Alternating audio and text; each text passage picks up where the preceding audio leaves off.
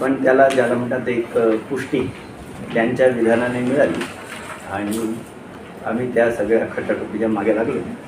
अर्थातच हे जे काय सगळं त्याची उभारणी आणि असं गेले अनेक वर्ष तुम्ही ज्यांना ओळखता ते डॉक्टर पंढरेंचा सहभाग या विषयामध्ये मोठा राहिला.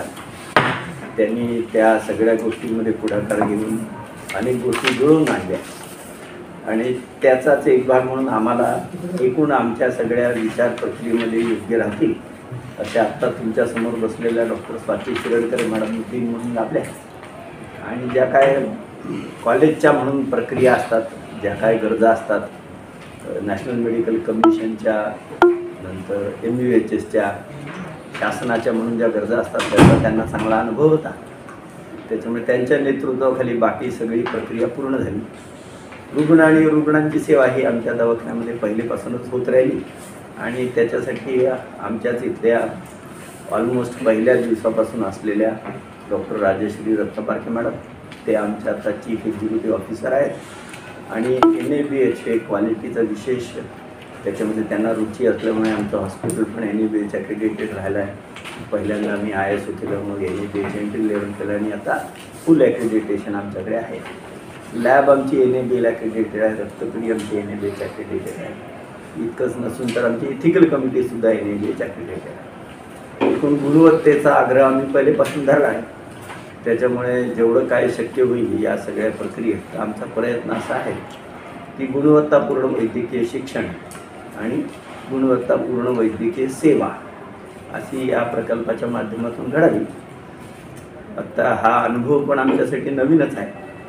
कॉलेज काढण्याचं ज्या वेळेला आम्ही 89 साली सुरू केलं त्यावेळेला तर काही मनात नव्हतं की असं काही आपण अशा पद्धतीचा एखादा प्रकल्प करू. पण सगळ्या समाजाच्या सहयोगाने आज या टप्प्यापर्यंत आम्ही आलेलो आहे. कॉलेज संदर्भामध्ये काही तपशीलवार माहिती असेल तर मी असं म्हणेल की आमच्या डीन मॅडम तुम्हाला देतील. त्यानंतर तुम्हाला काही म्हणायचं असल्यास तुम्ही जरूर विचारा.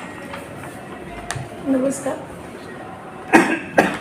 मी 1989 पासून MGM मेडिकल कॉलेजमध्ये काम करत होते. पण या संस्थेचं जे कम्युनिटीमध्ये काम आहे सावित्रीबाई फुले एकात्म समाज मंडळ या नावाने त्याच्याबरोबर गेल्या 37 वर्षापर्यंत मी काम करते. त्यामुळे संस्थेची जाणीव होती की संस्था कोणत्या स्तरावर आणि कशी काम करते आहे. त्यामुळे मला तर खूप आनंद झाला की या संस्थेचं अधिष्ठातापद मला मिळू शकलं. कारण मुळात काय आहे की नॅशनल मेडिकल कमिशनने आपल्या देशाची गरज लक्षात घेऊन वैद्यकीय शिक्षणामध्ये काही मूलभूत बदल केले. त्याच्यामध्ये एक फॅमिली अडॉप्शन प्रोग्राम नावाचा प्रोग्राम आहे की पहिल्या वर्षाच्या मुलाला प्रत्येक मुलाला 5 फॅमिली अडॉप्ट करावे लागणार आहे, दत्तक घ्यावे लागणार आहे आणि तो शेवटच्या वर्षाच्या 6 महिने बाकी असेपर्यंत त्या फॅमिलीचा एक घटक म्हणून त्या फॅमिलीच्या आरोग्याची काळजी घेणार आहे. तर संस्था काय होतं की गावांमध्ये पण कशासाठी तुम्ही आमच्याकडे येत आहे, आम्ही काय ही माहिती सगळी द्यावी. त्यामुळे मी आमच्या कॉलेजेसमध्येही गेल्या 2019 पासून पाहिलं होतं की फॅमिली मिळण्यामध्ये अडचण जाते. इथे समाजामधलं काम या संस्थेचं इतकं जास्त आहे की अशा फॅमिलीज आपणहून त्यांचा स्वीकार करतील आणि मुलांना जो मूलभूत हेतू आपल्याला होता की मुलांनाही आपल्याला समाजामध्ये काय नक्की प्रश्न आहेत हे त्यांना ग्राउंड लेवल रियालिटी त्या मुलांना समजावी, ही एक संधी उपलब्ध होईल. दुसरं असं असतं की नवीन मेडिकल कॉलेज काढत असताना त्याचं हॉस्पिटल पण नवीन असतं. पण इथे मात्र गेल्या 33-34 वर्षांचा अनुभव असलेलं हॉस्पिटल असल्यामुळे जे अनेक प्रकारचे रुग्ण लागतात स्टुडंट्सना शिकवण्यासाठी, ही सगळे रुग्ण आणि ज्या अद्ययावत सेवा आहेत त्या सगळ्या उपलब्ध आहेत. त्यामुळे मला असा विश्वास वाटतो. आणि काय आहे की आमच्या सुदैवानी संभाजीनगर हे छत्रपती संभाजीनगर हे केंद्रस्थानी मराठवाड्याचे असल्यामुळे आम्हाला शिक्षक मिळायलाही अडचण झालेली नाही. बाकीच्या कॉलेजेसना जी शिक्षक मिळण्यासाठी अडचण असते ती नाही आहे. त्याच्यामुळे आमच्याकडे खूप चांगल्या संख्येने शिक्षक मिळालेले आहेत शिकवण्यासाठी. म्हणून मला असा विश्वास वाटतो की नॅशनल मेडिकल कमिशनला जे अपेक्षित आहे की मुलांना जे शिकवलं जावं ते आपण अतिशय चांगल्या तऱ्हेने देऊ शकू.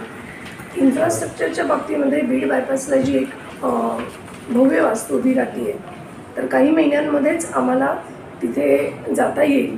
पण तरी देखील इथे तात्पुरती अरेंजमेंट असूनही आपण बघू शकाल की पहिल्या मजल्यावर फर्स्ट इयरच्या सगळ्या लॅब्स अतिशय चांगल्या पद्धतीने एस्टॅब्लिश झालेले आहेत.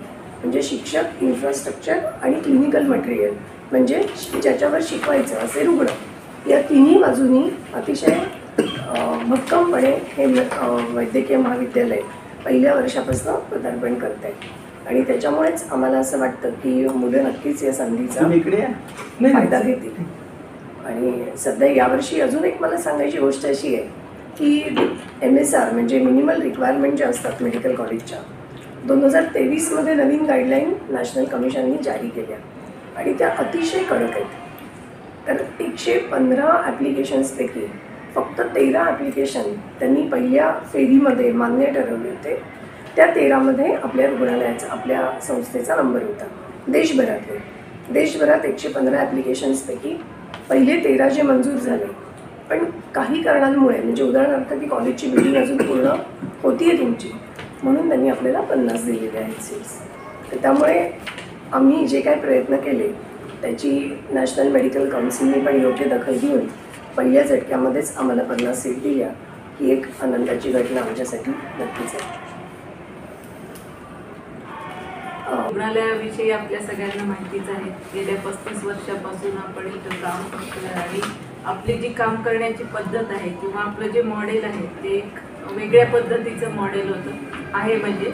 आणि त्याच्यात आपण अतिशय किफायतशीर किंवा कमीत कमी खर्चात रुग्णांना अत्याधुनिक आणि अतिशय चांगल्या पद्धतीच्या सुविधा देत राहू. आणि त्याचबरोबर एक ट्रान्सपरन्सी पण आपण नेहमीच ठेवलेली आहे. म्हणजे ज्या गोष्टी सांगायच्या रुग्णांना त्या अतिशय स्पष्टपणे, किंवा आता याच्या ट्रीटमेंटने फायदा होणार नाही किंवा काय, अशा पण गोष्टी आपण सगळ्या त्यांना नेहमी समजावून सांगत आलेलो आहे. ती पारदर्शकता आपण नेहमीच मेंटेन करत आलेलो आहे. आणि बाकी सरांनी सांगितलं तसं गुणवत्तेच्या विषयी पण आपण खूप आपला आग्रह पहिल्यापासून